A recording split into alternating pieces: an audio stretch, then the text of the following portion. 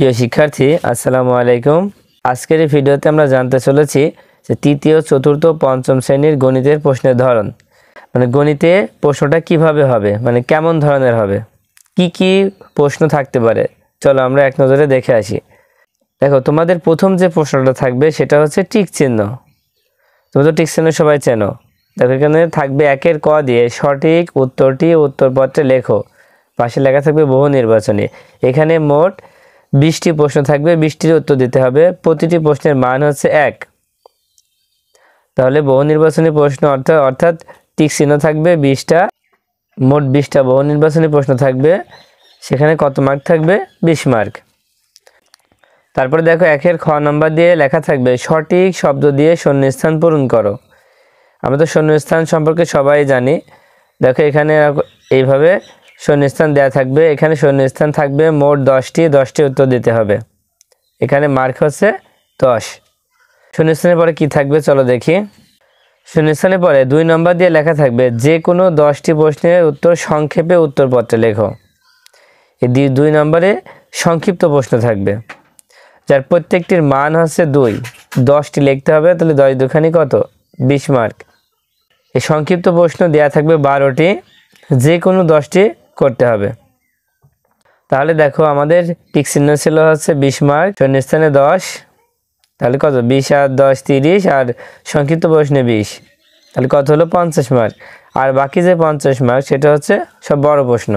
তাহলে চলো প্রশ্নগুলো কেমন হবে দেখি।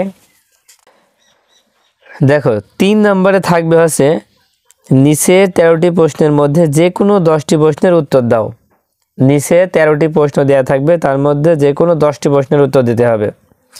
তবে এখানে একটা শর্ত হচ্ছে পরিমাপ, জ্যামিতি ও উপাত্ত হতে কমপক্ষে একটি করে প্রশ্ন আবশ্যিক হতে হবে। তার মানে পরিমাপ, জ্যামিতি ও উপাত্ত হতে কমপক্ষে একটি করে প্রশ্নের উত্তর তোমাকে দিতে হবে, তা না হলে কিন্তু হবে না। পরিমাপ থেকে একটা দিতেই হবে, জ্যামিতি থেকেও দিতে হবে এবং উপাত্ত হতেও দিতে হবে, কমপক্ষে একটি করে। যদি মনে করো তুমি জ্যামিতি থেকে একটা উত্তর করতে পারলে না, তার মানে এখানে যে মার্ক, সেই মার্কটা তুমি পাবা না। ঠিক আছে, এই জন্য আমাদের এই 3টা বিভাগ থেকে কমপক্ষে একটা করে প্রশ্নের উত্তর দিতে হবে। দেখো, প্রথমে যে ভাগটা থাকছে সেখানে লেখা আছে গণনা ও সংখ্যা। এই গণনা ও সংখ্যা থেকে আমাদের 7টি প্রশ্ন আসবে। গণনা ও সংখ্যা থেকে 7টি প্রশ্ন। সে অধ্যায়গুলো কোনগুলা?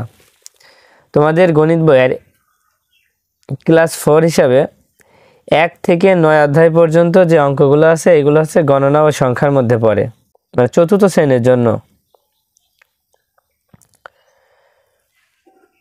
তারপরে 10 এবং 11 হচ্ছে পরিমাপ, আর 12 হচ্ছে উপাত্ত, আর 13 14 হচ্ছে জ্যামিতি।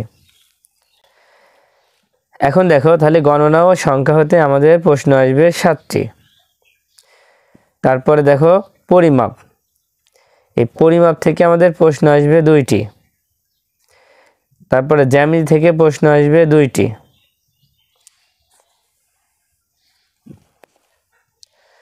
তারপরে সর্বশেষ উপাত্ত থেকে আমাদের প্রশ্ন আসবে 2টি।